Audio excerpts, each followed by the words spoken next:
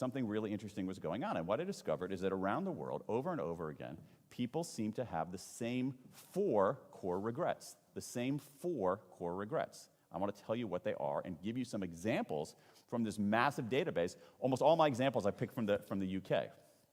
So, first category of regrets are what I call foundation regrets. Foundation regrets are like, well, I'll give you an example this is from a 52-year-old man in the UK. Very common regret around the world. I regret not saving for the future. I don't know when I'll be able to retire. Lots of regrets about spending too much and saving too little. But foundation regrets aren't only about finances. It's regrets about not taking care of your health and having that catch up to you. It's regrets, a lot of people, it's regrets more than I expected, not working hard enough in school or university and having that catch up to you. Not so much in the UK and in North America, but elsewhere in the world, particularly South America, huge numbers of regrets about smoking. What these regrets are, these foundation regrets, are small decisions we make early in our lives that individually don't have a cataclysmic consequence, but collectively, over time, disturb the stability of our lives. There's a great line from a Hemingway novel where these two, Farewell to Arms, where these 2 characters are sitting outside. I mean, it's a Hemingway novel, so they're sitting outside in Spain drinking. And so they're sitting outside in Spain drinking, and one guy, I think he's a Scottish guy. It's a Scottish guy and an American guy. I can't remember. It's close enough. If you're on Wikipedia right now, just look it up. And one guy says to the other, he says, I went bankrupt. And the other guy says, really, you went bankrupt? How'd you go bankrupt? And the first guy says, well, 2 ways. Gradually, then suddenly. And that's how these foundation regrets catch up with people. Gradually, then suddenly. So foundation regrets sound like this. If only I'd done the work. If only I'd done the work.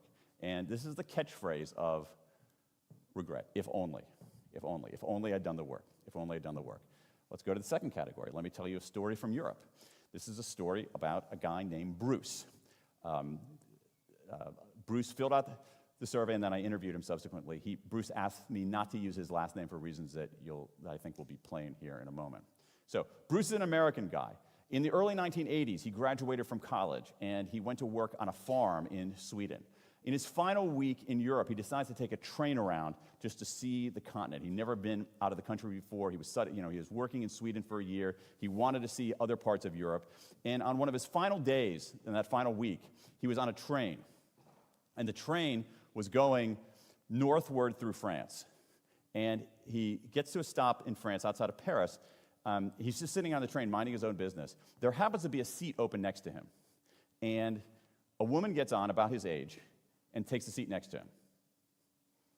And this woman is Belgian. She speaks English well. Bruce is American and therefore doesn't speak any other language. And so he doesn't speak French very well. He doesn't speak French at all. And they start talking in English. Right? Complete strangers riding on the train. So they start talking and they start laughing. And then they start, this is pre-cell phone, pre-internet, pre-Wi-Fi, everything like that. They start playing word games, like it's so innocent. They start playing word games on a piece of paper, like Hangman. Okay, this is pre-Wordle, all right? They start playing Hangman and games like that on a piece of paper. Then they're sitting on the train, then they start, as couples often do, couples do this naturally, they lean into each other. So their shoulders are touching like that, okay? And so, all right, and Bruce is like, whoa, this is amazing. And the train rumbles along. They're playing their games, they're laughing, they're leaning into each other. They start holding hands. And Bruce is like, oh my God, this is incredible. This is an incredible thing that's happening to me right now. I can't believe what is going on. So the train rumbles along. This woman is going back to her hometown in Belgium. She was working as an au pair in France, so she's going back to her hometown in Belgium for the weekend. And all of a sudden, in this reverie, she says, oh, this is my stop. So Bruce is completely wigged out. Okay, and this is my stop. I have to get off. And Bruce says, I'll come with you. And she says, oh my gosh, no, my father would kill me. So Bruce doesn't know what to do. Bruce doesn't know what to do. So, again, it's very important to point out, this is like, it's amazing. This is like pre-internet, all right? So here's my IG handle. You can't do anything like that. So Bruce gets The train is going into her stop. He gets a piece of paper. He madly scribbles his mother's mailing address in the state of Texas on a piece of paper, rips it off, hands it to her. They kiss. She exits. 40 years later, here's what Bruce said in the World Regret Survey. I never saw her again, and I've always wished I'd stepped off the train. Okay? Bruce is married. Not happily. And I haven't gone into the database to see whether there's a 62-year-old woman from the state of Washington who says, my big regret is marrying Bruce. But this is a not uncommon regret. It falls into this category here. It's a boldness regret. It's a boldness regret. Boldness regrets are a good example of how there's a deep structure of regret that transcends the surface domain. So I have a lot of regrets about people who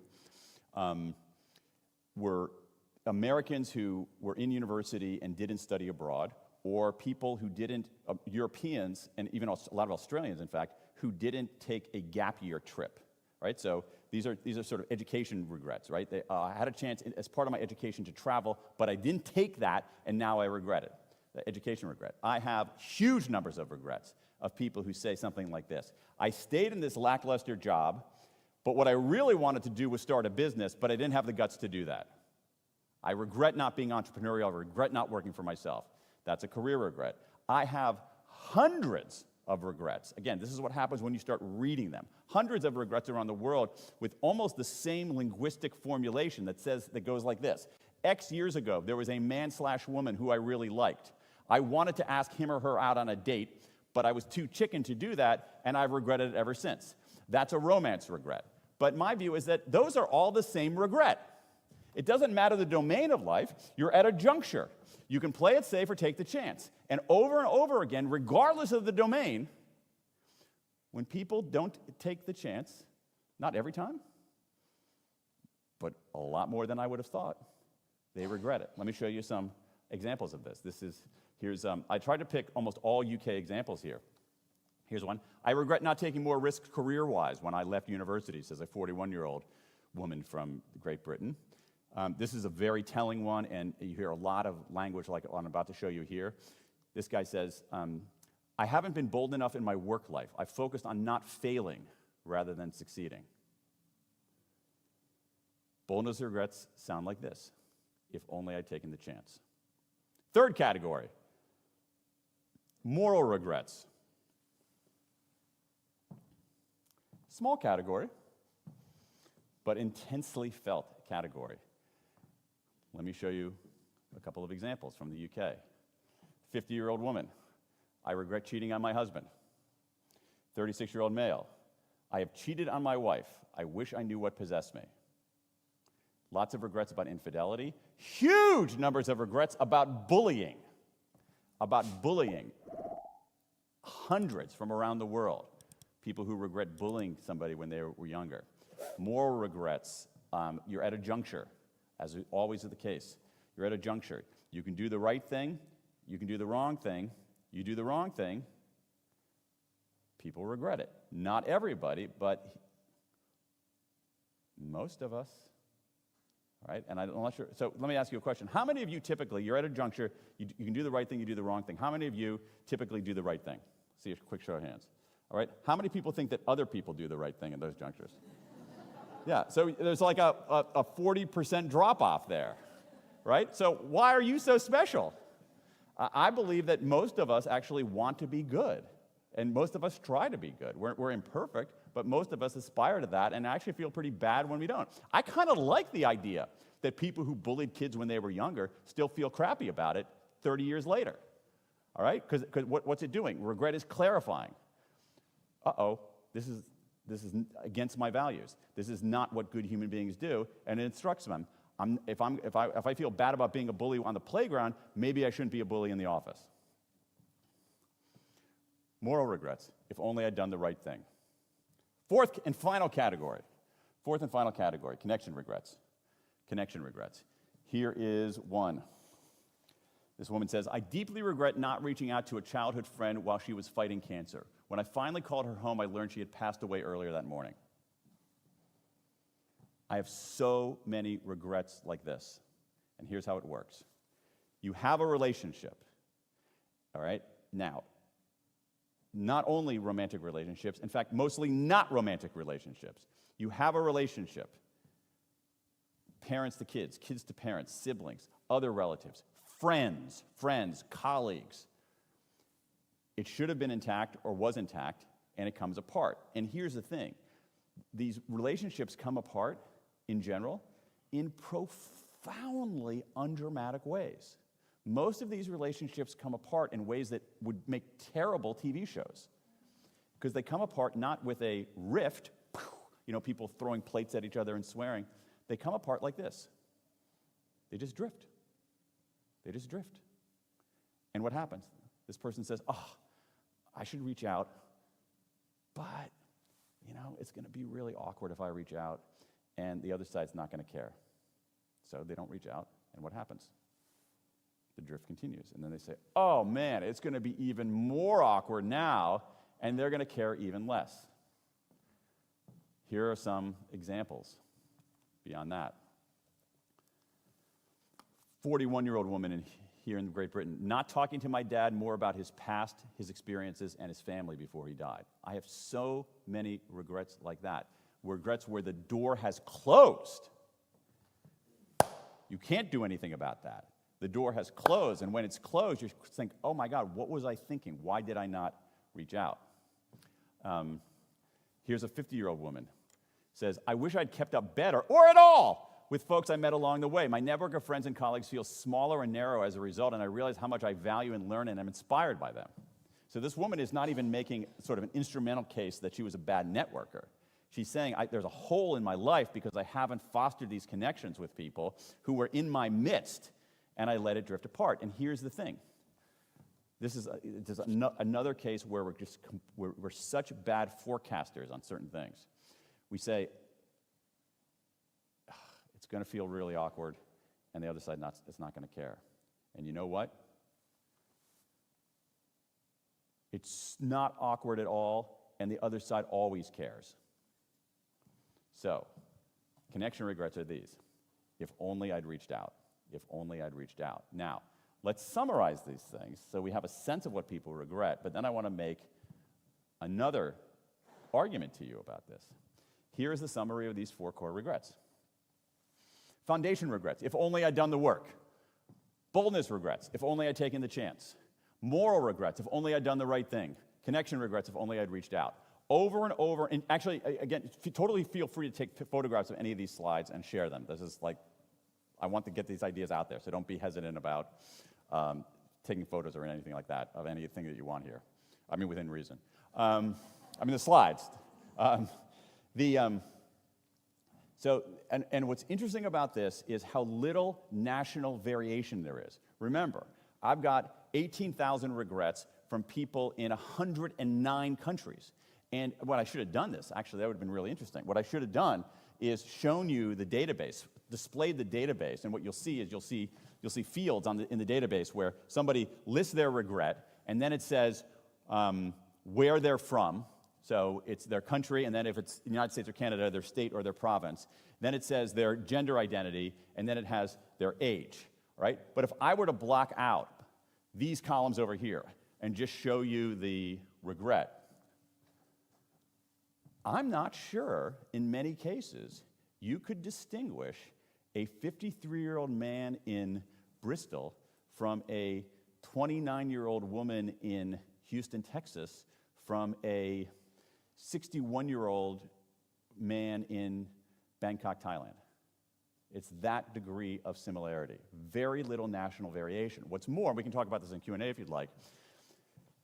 When I looked at the US sample, the reason I had such a large population, sampled such a large number of people, is so I could make sure everything was fully demographically represented, so I could look for differences demographically within the United States, differences by race, differences by gender, differences by education level. And you know what? There weren't that many. There weren't that many. The one big difference, demographically, the one Very, very clear difference in the demographics in the United States was this: age. Very clear, and also very consistent with this leg of the research too. When people are younger, they tend to have equal numbers of regrets about action and inaction. Equal numbers of regrets about what they did and regrets about what they didn't do. But as people age, the inaction regrets take over. A lot of nodding here. Are you nodding at home right now? There's so much nodding going on here. Not nodding off, just plain nodding, all right? So, the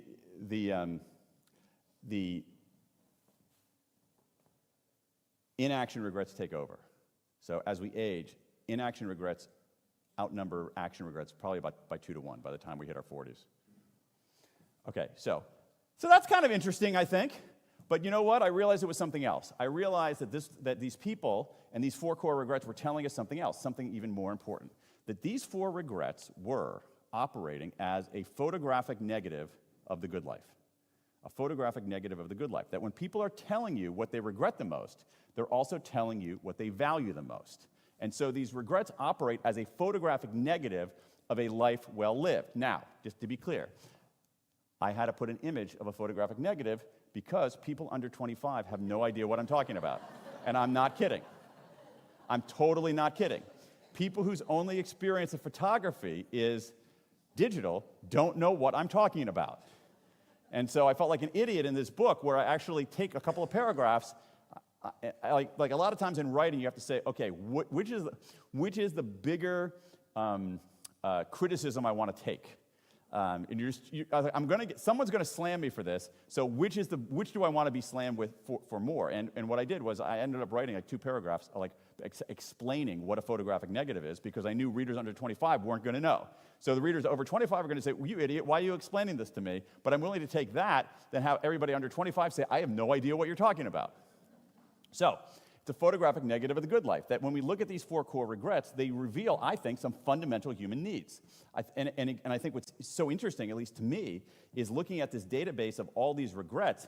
It is a chorus of people telling you what they value most in life. It's a photographic negative of what they want out of life. So let's take a look at this. Foundation regrets. People want stability. When you make decisions, and remember, regret is, the emotion of regret has agency. Regret is different from disappointment. Disappointment is when something externally happens. Regret, you have agency. It's your fault. What do people want? They want some stability. A precarious life is not a good life. And so if you're making decisions that compromise your stability, you regret it, because we want some measure of solidity, some measure of stability. We want some kind of stable platform for our life. Second, boldness regrets. What do people want? They want growth. They want learning. I'm convinced, and this is my own theory, so take it for that what distinguishes human beings from other species, among the many things, besides language, besides the size of our brain, et cetera, I think what distinguishes human beings is that we know we're mortal. Okay? Everybody in this room knows. Everybody here knows that they're going to die. Everybody in this room knows they're going to die. Another uplifting Tuesday night here at How To Academy, right? But you know what I mean by that. Now, we don't think about that consciously. We shouldn't think about that consciously all the time. But I'm convinced it operates as almost like a backbeat in our lives, that we have this sense that we're mortal. And as a consequence of that, when we think about our mortality, when it flashes before us, as it's done for 2 years, at some point we say, oh my gosh, I am not here forever. I'm here for this vanishingly brief amount of time. When am I going to do something? When am I going to learn? When am I going to grow? When am I going to do something? And I think that's a fundamental human need, of growth, of psychological richness. Moral regrets. Again, we can have a worthy debate about whether this is due to religion or to the presence of God, however we believe in God, or the presence of our evolutionary psychology, but I'm convinced that most people are good and want to be good and try to be good, that we are moral animals. Finally, what else do we want? Love. These connection regrets, I think, to me, exposed that our notions of love are in some ways too constricted. I think we often, in the popular parlance, think of love as mostly romantic love.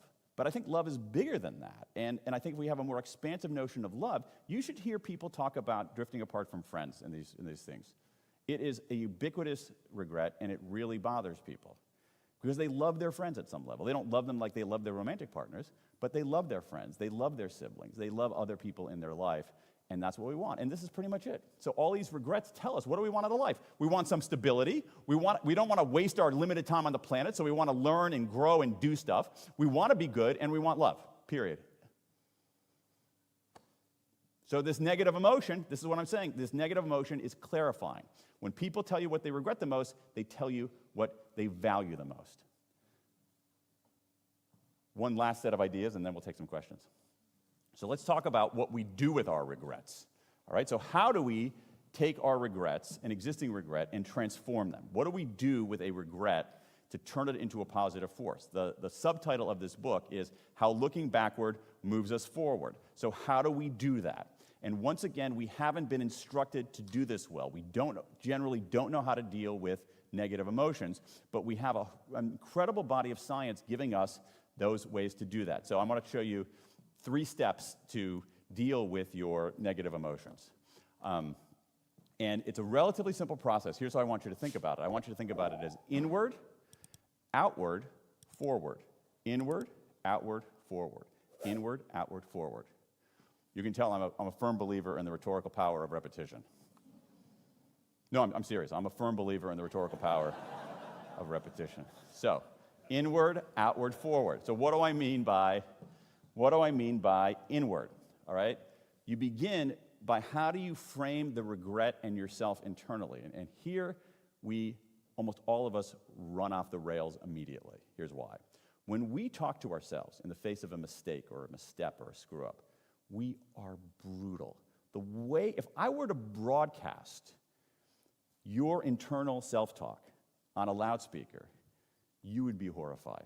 If you talk to somebody that way at work, you would be fired. You would be sacked, right? But we talk to ourselves in an incredibly cruel and vicious way. And so, it's like that old joke where a guy goes into a doctor's office and he says, "Doctor, it hurts when I do this." And the doctor says, "Don't do that, all right? Don't do that." Instead, what you should do is you should look, and I encourage you to look at this research. We can talk more about it in Q&A, in something called self-compassion. Self-compassion. It's the work of Kristen Neff at the University of Texas, and it basically says this. There's 20 years of very, very good research showing that self-esteem is overrated, self-criticism is overrated, patting yourself on the back, overrated, lacerating yourself, overrated. Treating yourself with kindness rather than contempt, that's the way to go. Treating yourself with the same kindness you treat somebody else, that's the way to go. So, treat yourself with kindness rather than contempt. Recognize that your missteps are part of the whole human experience. This was helpful to me. I have some regrets earlier in my life about kindness.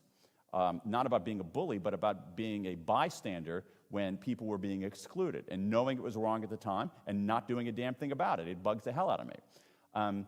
And when I started reading people's regrets, I'm like, oh my God, I am so not special. Like, this is actually a fairly common regret that people have. So it's part of the human experience, and any mistake or misstep is a moment in your life, doesn't fully define your life. So that's reframing inward. Remember, inward, outward. Let's go, so you guys, inward, let's express outward. Here's the thing. Disclosure. Let me say a word about disclosure. Disclosure is an unburdening in many cases. What's more, we have 30 years of research in behavioral science showing that a lot of our fears that we have about disclosure are completely misstated, or overstated at least. We fear that when we disclose our mistakes, our vulnerabilities, our regrets, our screw-ups, that people will think less of us. There is 3 decades of research showing that in general, not in all cases, people think more of us. They admire our courage. They empathize with us. What's more, there's something else going on with disclosure. Okay, here's the thing. It is not accidental that 15,000 people almost instantly said, yes, I would like to share a big regret with a complete stranger. We had in this survey, some of you might have filled it out. Did anybody happen to have filled this out already? One person. So that's good. Well, I mean, listen, so what do we have? It's roughly, so if I have 19,000, so I say I have 18,000 in a population of 8 billion. Having 1 out of 200 is a really good ratio here. It's not accidental that people were willing to share their regret with a complete stranger. I'll give you one other thing. In the survey, for the person who filled it out, you would notice that when you filled out your regret, it's all anonymous, but you were given the option that said, feel free to leave your email if you're interested in a follow-up interview about the regret. Dan may contact you if you're interested. But again, it was totally anonymous. You had to opt in and affirmatively leave your email address and say, yes, I'm willing to be interviewed about this. I expected we'd have about 5 or 6 people opting in. We had 32%. So they said, yes, I want to tell a complete stranger my big regret, and I want to give him my personal email address so he can email me and talk to me more about it, all right? That's telling us something. But what's going on here? Just one more word about disclosure. Emotions, by their very nature, are abstract. They're blobby. They're amorphous. That's what makes positive emotions feel so good. It's what makes negative emotions feel so bad. So, for negative emotions, transmuting them, taking that blobby emotion and converting them into words by talking about them. There's some good evidence about writing about them privately, even for 15 minutes a day.